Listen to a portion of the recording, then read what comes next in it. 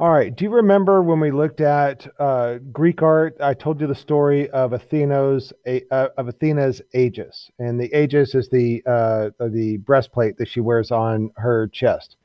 So I'm going to make this real short because I've already told you the story, but it's basically the story of Perseus. And Perseus is the guy that cut the head off of Medusa. So he got help from Athena and other gods and goddesses. They gave him a pair of sandals that he could fly with. They gave him a helmet that he could be invisible with. They gave him a shield which had a mirror on the inside of it that he could use to look at Medusa without turning to stone. And I think he had a super sharp sword with which to cut the head off of Medusa. And he had a special bag that he could put Medusa's head in. And so he cut off the head of Medusa and he goes back and he rescues his mother and he eventually gives the head of Medusa back to, or he gives it to Athena. Now, this part of the story is when Perseus he has already cut off the head of Medusa and he's traveling back home to save his mother. And we'll get to that part in a second. Let's backtrack for a little bit, and I want to tell you something that was going on in Ethiopia. So, Ethiopia was a kingdom in Africa, and King Siphius and Queen Cassiopeia were rulers of Ethiopia, and they had a daughter named Princess Andromeda. And the queen said that Andromeda was more beautiful than the Nereids, and the Nereids were sea nymphs, and a sea nymph was like an immortal, almost like a fairy or like a fairy, so like a water fairy.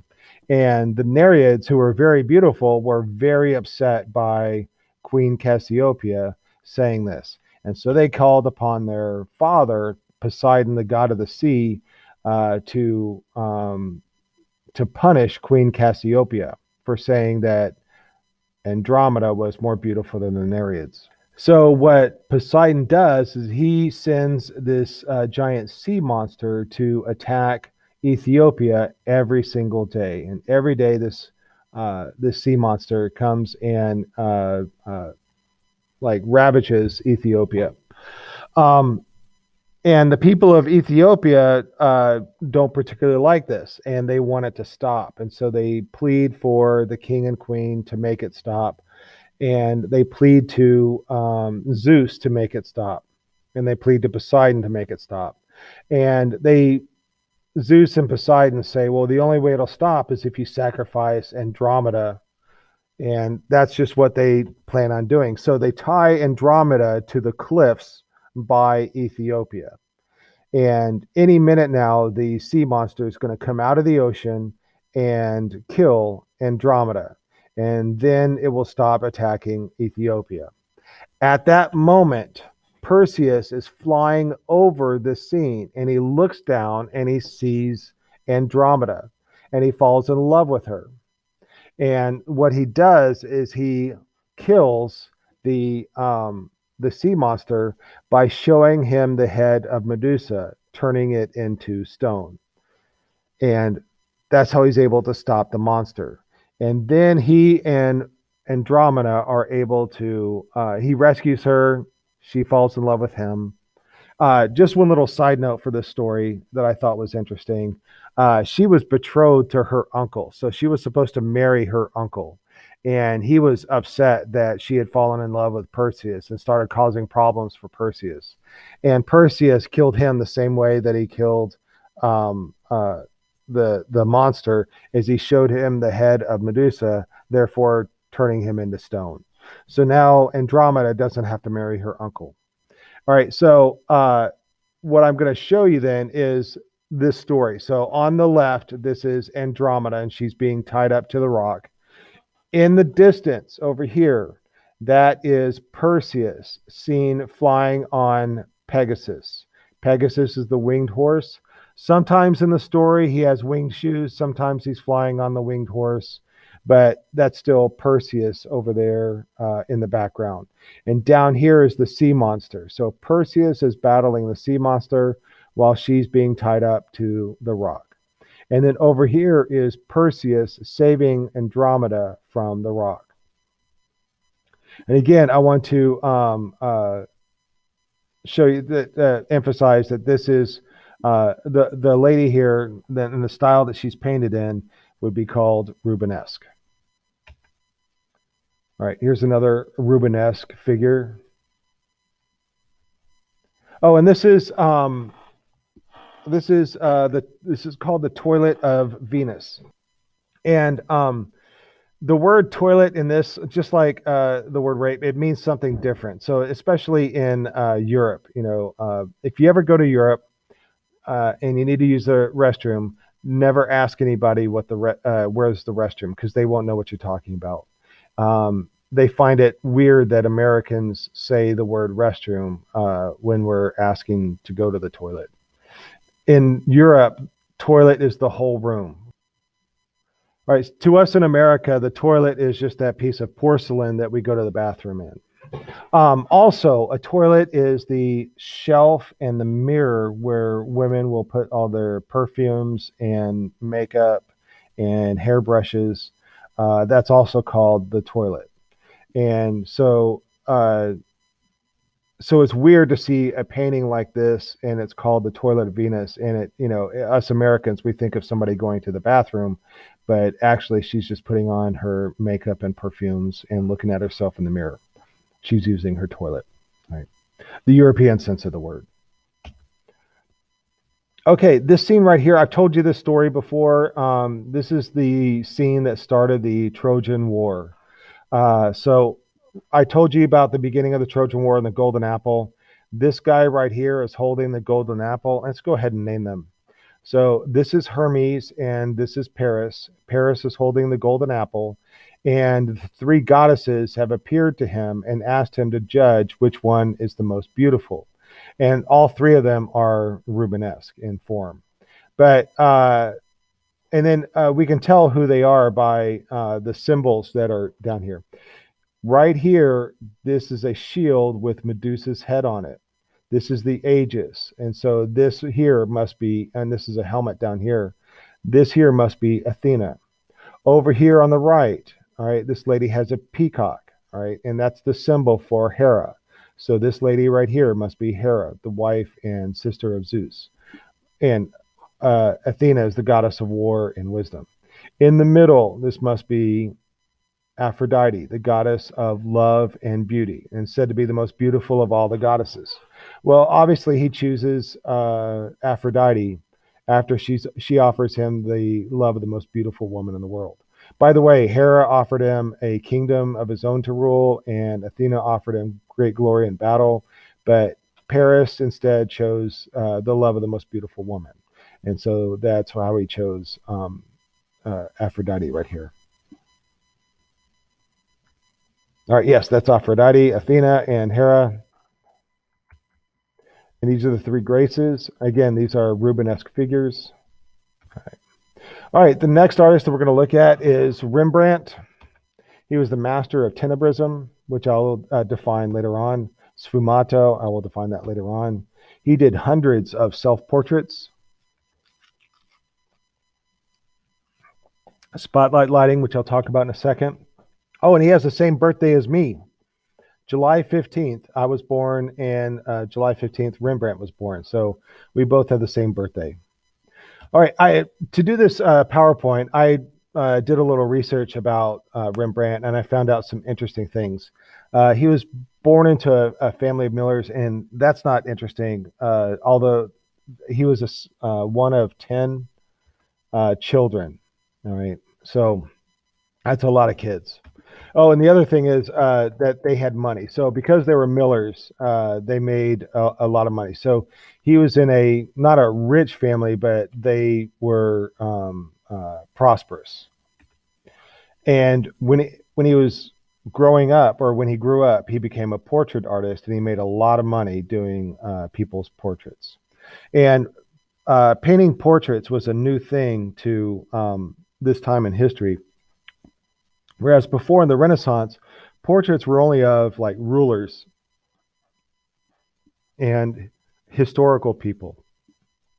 Nowadays, there was like a new wealth. Like more people were making money during the Baroque era, and so they had extra money. They didn't only have money for the necessities. They could buy their necessities, and then they would have money left over that they could spend on other things. So there was a lot of people now paying artists to paint pictures of them. He married a rich lady. He married way up. So he married a lady that had a lot more money than he did, and that's a portrait of her. That's Saska. They had four kids together. Three of them died in infancy, and there was only one survivor. His name was Titus. Later on in life, his wife got very sick, I think with tuberculosis, and he had an affair with the maid, who I'm going to call Dirks. I have a hard time pronouncing that name, so I'm just going to call this person, the maid, Dirks. And that's a picture of Dirks right here, the woman that he had the affair with. His wife died later on, and in the will, he said that the will said that he Rembrandt was not allowed to marry anybody else. If he did marry somebody else, he would lose all the money that was promised to Titus. So, because Titus was still their child and Seska had a lot of money, her family had a lot of money, that money was all tied to Titus and not Rembrandt. So if Rembrandt married somebody else, like Dirks right here, then he would lose the money that was promised to Titus. So Rembrandt says to Dirks, he says, I can't marry you because if I do, I'll lose all this money. Well, he had promised to marry her earlier before finding out about this will, and she sues him for breach of contract. While he was living with Dirks, he has an affair with another maid that they have, and I'm going to call her Stoffels, right? And he's 20 years older than her. And then this is a picture of the second woman that he had an affair with. But this is the woman that he spent most of his life with. They were more partners than they were anything else. And then he has Dirks, the first maid, committed to an insane asylum because she's causing him so many problems. With Stoffels, that was his partner for most of his life. They lived together. They had a child together. And Rembrandt made a lot of money in his life, but he was very bad at spending the money. He made very poor decisions. I don't know if you ever heard stories of like modern football stars that make lots of money in the NFL, or basketball stars that make lots of money in the NBA, and then they lose it all. They make bad decisions with their money. And that was kind of like Rembrandt. He had lots of debts. He had bankruptcy, and his house and his possessions were sold at auction to pay off his debts. And his art became unpopular later on in life. And he was antisocial. And being an antisocial means that he didn't get along with people. There was one phrase when I was learning about this: that talented geniuses think they are too important for social niceties. Like smiling and asking people how they're doing and being interested in other people. That he didn't do that. He was a very rude and self-centered person. The bankruptcy stripped him of his artist guild status, and he no longer was allowed to paint or make money with art. So he set up a dummy organization and sold art through that. He died a poor man and was buried in a mass grave for poor people. All right, and so before I move on to the next thing, one thing that I read was that he became a lot more popular after his death. All right, his art became very popular after his death because after his death, he didn't have a personality. He didn't have an abrasive personality. He wasn't rude to people. And so I just wanted to point that out, that people liked him when he wasn't there to be rude and obnoxious. All right, like I said, he had done lots of self portraits, over 100 self portraits in his lifetime. And with and I think a lot of people say, well, this is very self-centered, and I just kind of think he liked painting portraits, and in between commissions he just practiced by looking in the mirror and painting. It's just an easy model to have. I found this online, thought it was funny. And then here's another joke for Rembrandt: the first guy to do selfies. All right. And he did lots of portraits of people. And like I said before, as people got more and more money, they were able to pay for artists to make portraits of them. And so here is some examples of portraits painted by Rubens. Now, these take place, like, he lived up in Holland, and this was like, I get asked a lot of questions about the collars and the ruffles on these portraits. Let's go look at those. All right. So I did a little bit of research about these collars and ruffles, and they're called ruffs, RUFF. And they're very expensive, and they are very delicate. It takes a lot of skill to make these ruffs. And they're very difficult to put on, and they're very difficult to wear, and it's very difficult to move when you have one of these things around your neck. Now you'll notice that his ruff kind of hangs down and her ruff is kind of up. And his ruff is a lot more comfortable to wear, and hers is uncomfortable to wear. Uh, and these are a symbol of wealth, that these ruffs are very expensive to buy. And chances are you could only wear them once, because the act of putting it on and taking it off ruins it. So, to get it on, and then it takes a lot of effort. And then once it's on, your neck is very restricted. You can't move around. You can't do things with your head. You can't tilt your head. You can't turn your head from side to side. You have to keep your head like really, really still. And that's another thing that shows your power or your wealth, is that when you have one of these things on, you cannot do anything for yourself. You have to have other people do things for you, and that's kind of like what's implied with these ruffs. And they're made with very expensive fabric, and a lot of times there's like a piece of wood in there or a wire frame to help these things like stay up and not kind of fall down, and increasing the stiffness of that's around your neck, that keeps your head from moving around. So that's what these ruffs are all about. And I saw this, I thought it was funny. Looks like he got scared. And then I found this online, these two jokes. It's Baroque Obama. And the joke is that when he wears a ruff, that it looks Baroque. All right. The other thing I wanted to talk about with Rubens is that he did group portraits. And this is the first time in history of such a thing, of group portraits. So, a group of politicians or a group of lawyers or a group of doctors or a group of city service people would pool their money together and have a group portrait done. And then that painting would hang in the place where they would meet. So these are, and I don't know exactly who these guys are. I would expect that they're either lawyers or they could be doctors. These guys are certainly doctors. They're taking notes from somebody giving a demo of, I don't know how to do an autopsy, or maybe he's doing a demo of the anatomy of the skin or the muscles. You can see that the skin has been cut away on this cadaver's arm, and that he's using a tool to separate the muscles. And while the other doctors are looking on, maybe they're students, or maybe they're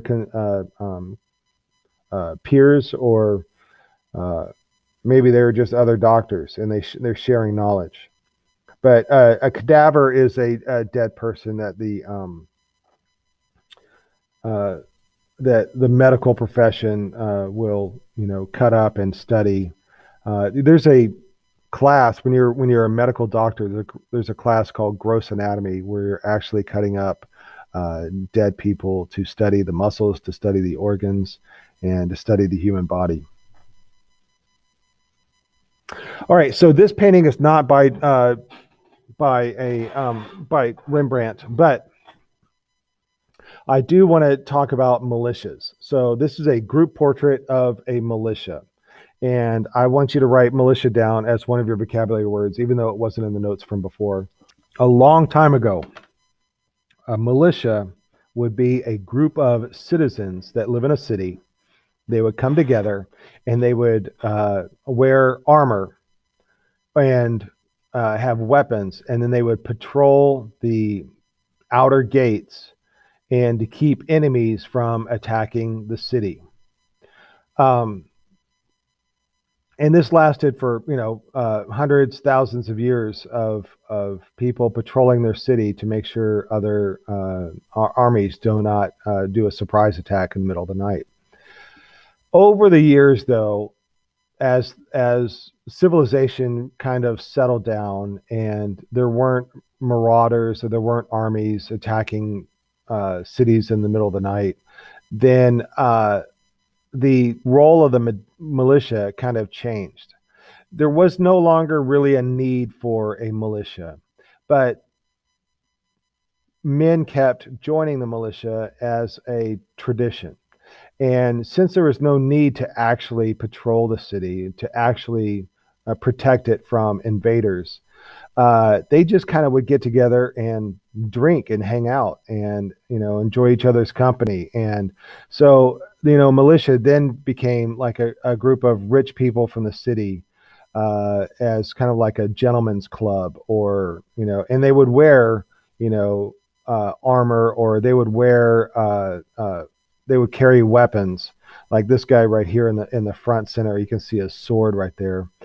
And they would kind of dress up. It was almost kind of like dressing up in military garb and then hanging out and drinking with your friends, and basically partying instead of actually patrolling. But this is kind of what a militia, or what militias were doing at the time of Rembrandt.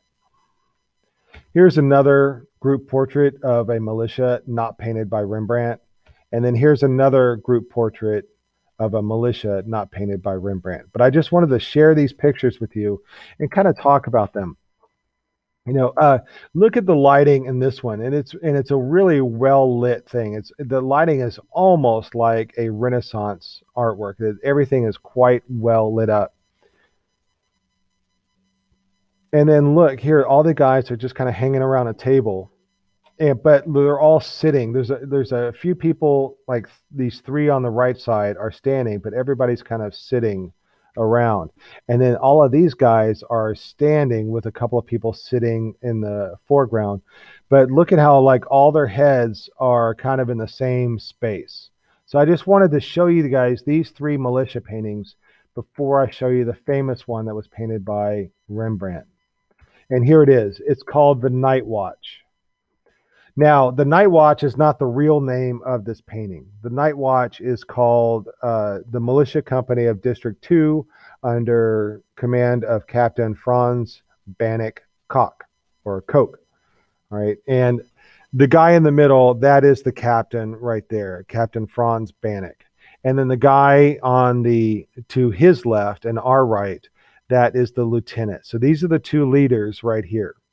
Now, all of these other people here have been identified, but I don't, there's nothing of real like importance there. We'll talk about them, but I just want to like describe what's kind of going on in this picture. And basically, these guys are setting out to do their patrol. Now, if you look back at here, I think these guys are getting together to maybe start their patrol. They have all their spears, but these guys are all sitting down and eating, and these guys are sitting down and eating.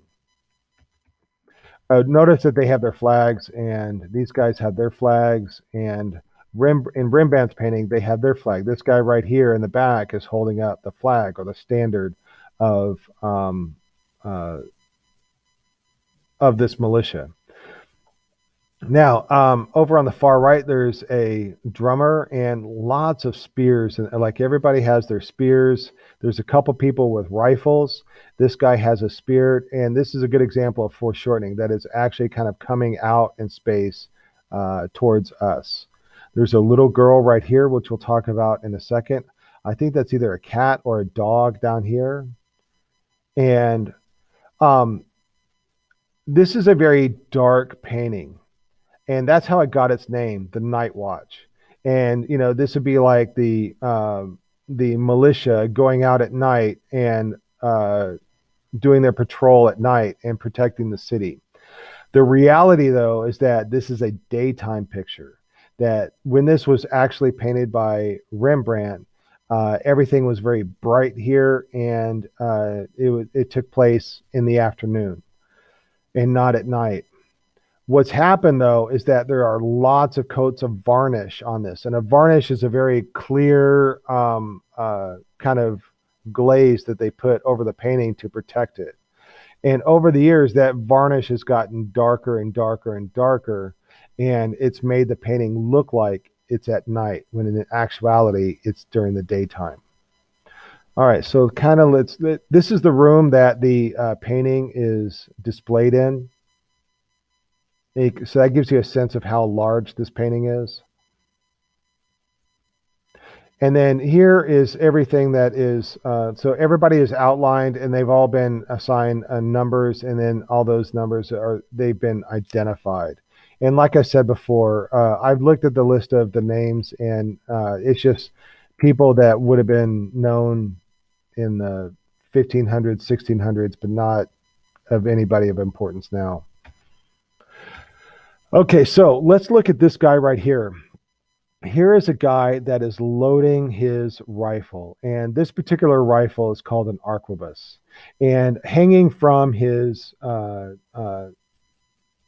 outfit are these little bags of gunpowder that he'll put into the rifle to reload. Over here, so behind this guy's hat, you see a rifle that's being shot. That's gunpowder coming out, and this is the feather that's on his hat. So the gunpowder and the feather kind of look very similar, but that is this guy right here is in a stance where he's aiming up and shooting the rifle. Over on the right side of the lieutenant is a guy who's blowing the gun. So after you shoot the gun or shoot the rifle, you blow into it to get the extra like gunpowder off before you reload it again. And a lot of art historians have speculated that the poses in the Night Watch come directly from a book that was out at the time that showed you how to fire and reload the arquebus. The captain of the group has his hand forward, leading everybody. So that shows the leadership of him. But his hand makes a shadow on the lieutenant's outfit.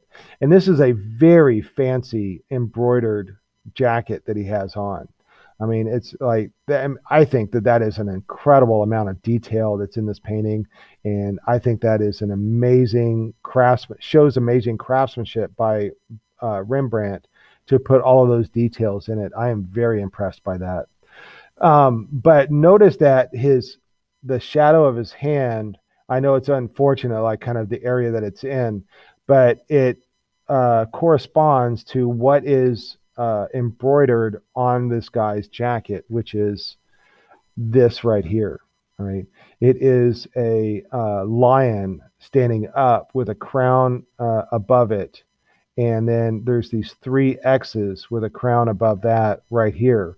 And that is the symbol for the city. That's Amsterdam's coat of arms.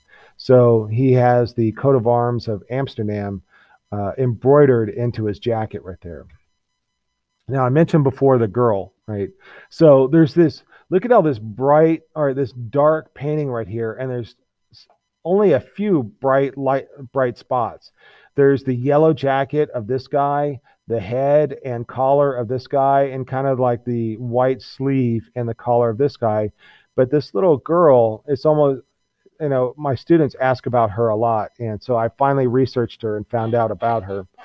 And this girl right here is her face is that of Seska, Rembrandt's wife.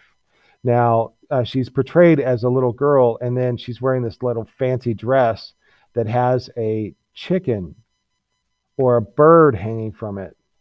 And these claws are up, and these claws are very like easy to see, and those claws are symbolic. The insignia of the militia of this group, their symbol is a claw, like a chicken claw. All right. So, anyways, that's Night Watch. Oh, and there's the other thing I wanted to point out is all the diagonals that are in this painting with the spears and the flag and the rifles. Very dynamic composition. And this painting has been under vandalism several times. In 1911, a man slashed the painting with a shoemaker's knife. A teacher in 1975 slashed it, and that person he committed suicide a year after that. In 1990, somebody sprayed acid on it. So several times people have tried to vandalize this painting. Here's another painting by Rembrandt, and this painting was stolen in 1990, and it has never been recovered. I really love this painting. I love like the diagonals in here. It shows a lot of action. It's one of my favorite paintings. I just really love this one. And here I'm going to show you some other paintings by Rembrandt. And this one is a really good example of sfumato. Sfumato. I guess I didn't put a, but sfumato means a smoky manner. So you get like a really sense that there's smoke in this room because of how soft the edges are and how kind of blurry things are. And you also get a real good sense of light. And that's what I love about Baroque art. They really know how to do light. This painting right here tells the story of Abraham and Isaac. And Abraham was very devoted to God. And God told him to take his son, Isaac, up to the top of the mountain and to slit his throat. And Abraham, being so devoted to God, he trusted God and did it without asking. And just as he's about to slit his son's throat, an angel comes down and stops him and says, no, we're just testing you. And we are just testing your faith, which I think is kind of messed up. And then here is a nice example of lighting in an artwork. This guy right here is holding a candle that's lighting up the entire. This is what I think this painting really signifies the difference between Baroque and Renaissance with the use of lighting. And then I found this online. I thought this was funny. I think this is either his wife or Dirks or Stoffels, I think was her name. It's one of the women in his life. Anyways, I thought this joke I thought it was funny. But this is a painting by Rembrandt. All right, and then we will get into Bernini next time. All right, that's it for today. And until next time, be a little art factory.